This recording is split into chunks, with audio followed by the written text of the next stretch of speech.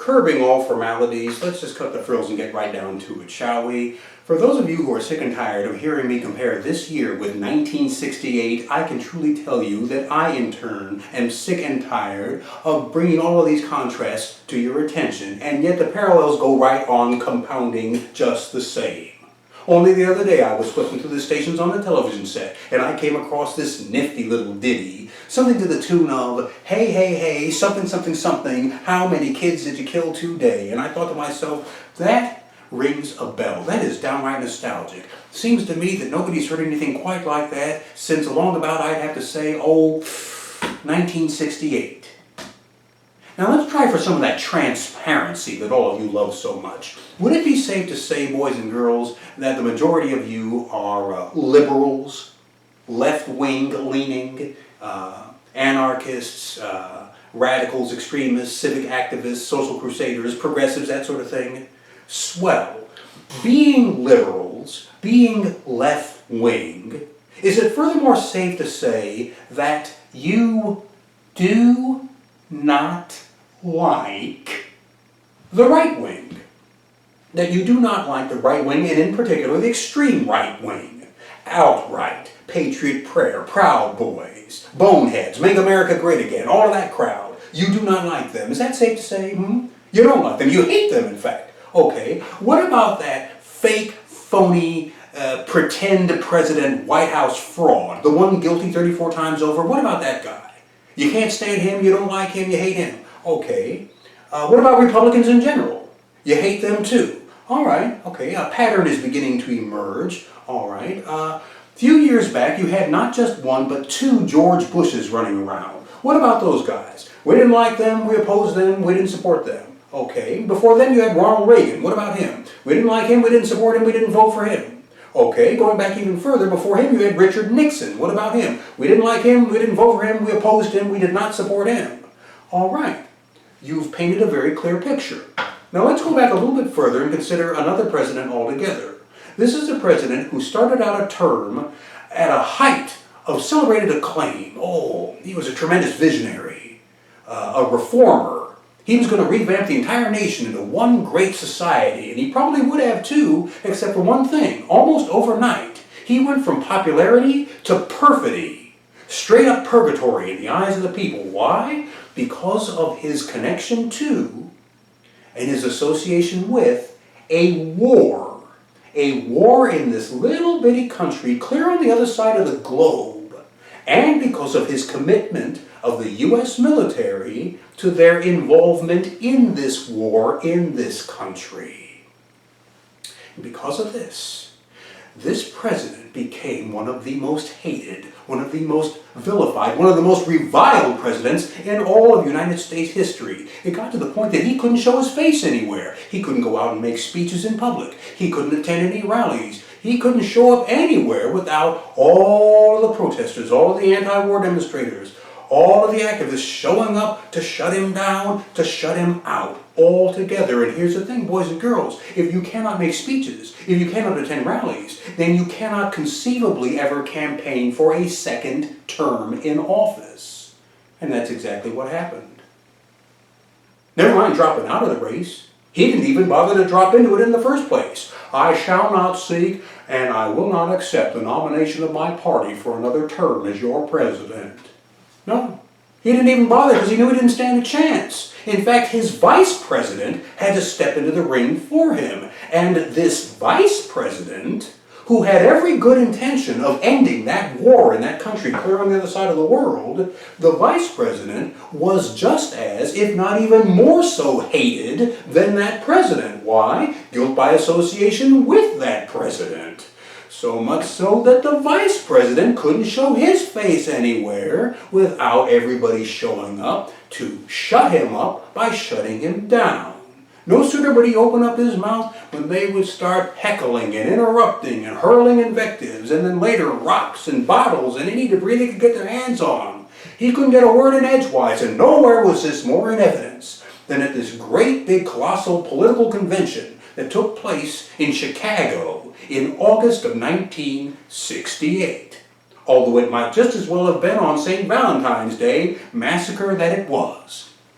All of those delegates showed up, and then came the counterpoint. All the anti-war demonstrators, all the protesters, all the activists, all of the agitators, all of the hippies, all the peaceniks, they all showed up in droves with one thought in mind. They were going to blow that convention up and shut that convention down. They were going to see that convention crash and burn, so help me Walter Cronkite, and that's exactly what they did. You remember, of course, that was the night that the bull-necked, bovine, blowhard, windbag mayor of the Windy City gathered all the police around, and he said to them, boys, tonight is the night that you take off the badges. Tonight is the night that you cover up the nameplates. I declare that tonight is the night of the nightstick. And that is exactly what happened when all hell broke loose. But here we need to visit one of those neat little historical footnote facts. Because there's got to be a Twilight Zone twist to all of this. You know there's got to be a little surprise just waiting to be discovered. And here it is. Let's fill in a few blanks with a couple of names, a couple of faces. That president in question, who was so reviled, that was Lyndon B. Johnson. LBJ, as in, hey, LBJ, how many kids did you kill today? The vice president was Hubert H. Humphrey. The war in question was the war in Viet goddamn Nam. And the convention? That was the 1968 Democratic National Convention. Democratic. These were Democrats. This was the Democratic Party. Do you understand what I'm telling you here? These were Democrats. All the protesters, all the agitators, all the demonstrators. To them, the Democratic Party was now public enemy number one.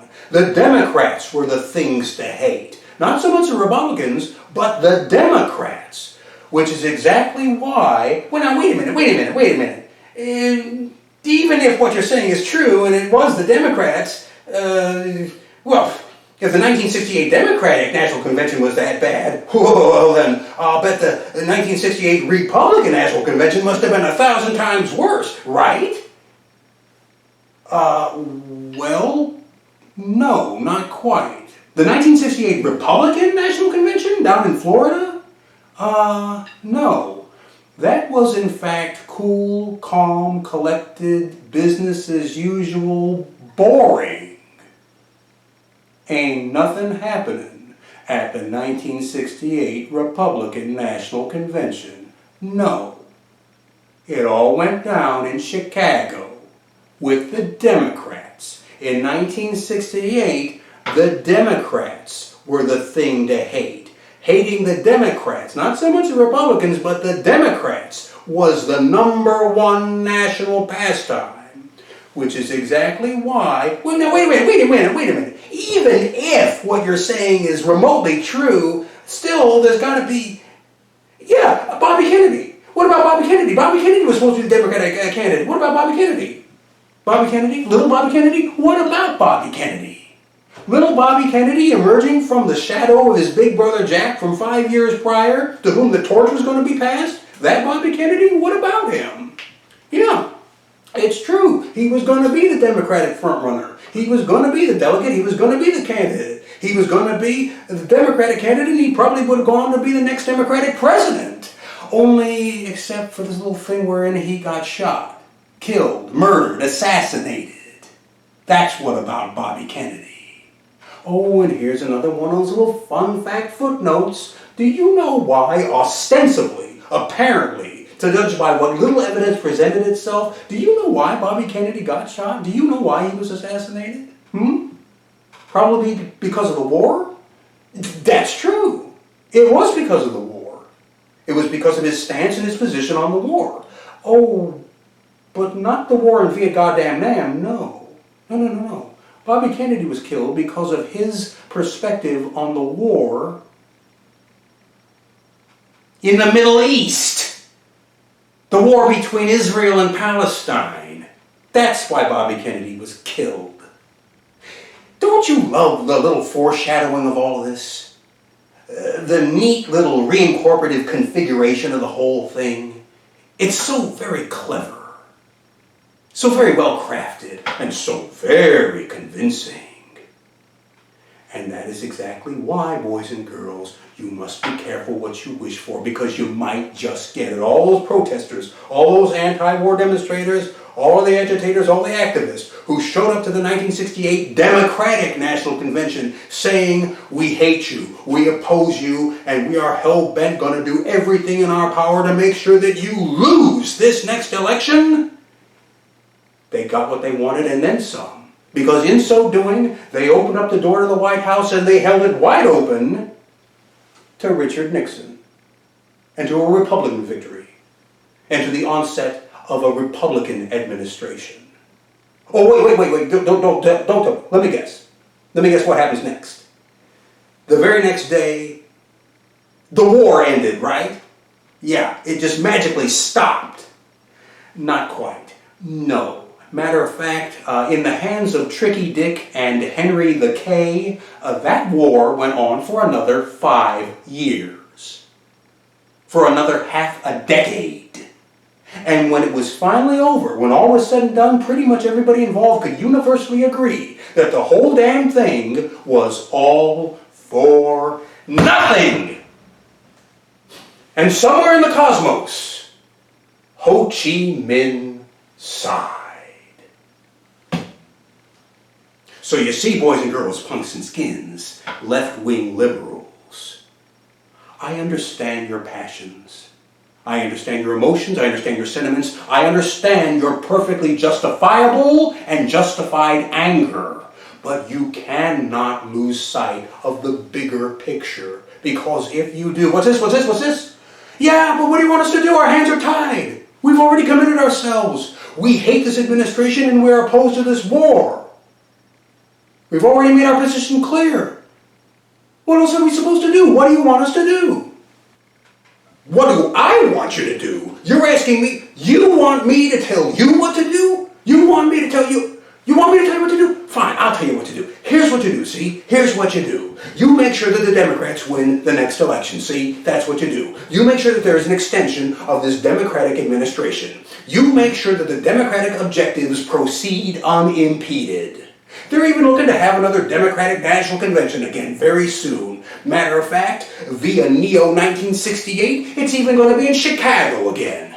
You even got another Bobby Kennedy running around. All you need to do is make sure that they all get it right this time, and that come November, there is a Democratic victory in the next election. You make certain that the next president is a Democratic president. That is what you do. And then, after the inauguration, the very next day, you get right back out there and you take it to the streets again. You get right back to your rioting and your pillaging and your stampeding and your turning over police cars. You get right back out there smashing windows, looting private property, and destroying people's businesses. You get right back to your sit-ins and your love-ins and your stand-ups and your walkouts. You get right back to trashing your universities, burning down your own campuses, wrecking your own libraries. You get right back out there to kneeling in front of riot cops who are fixing to shoot you down dead in the street, and all these other brilliant forms of resistance and defiance. You can get out there and swing from the telephone poles like Tarzan for all I care. Do what you do best. Have a ball. Only you just make for damn sure that that bloated, bigoted, fat-faced fraud never sets foot anywhere near the Oval Office ever again. Because if you don't, never mind opening up the door to the White House, you will be rolling out the red carpet for a pseudo-Republican victory, and you will be handing that white trash populist demagogue absolutely everything he wants. But you better make up your minds, kids, and you better make them up fast, because you are running out of time. And when this is finally over, assuming that this ever really ends, you are going to be faced with an unmistakable, inescapable question which you are going to be hell-bent obliged to answer. Are we going to come to you and praise you for doing your level best utmost to do your part in preventing an unimaginable catastrophe, or are we going to come to you and blame you for enabling one?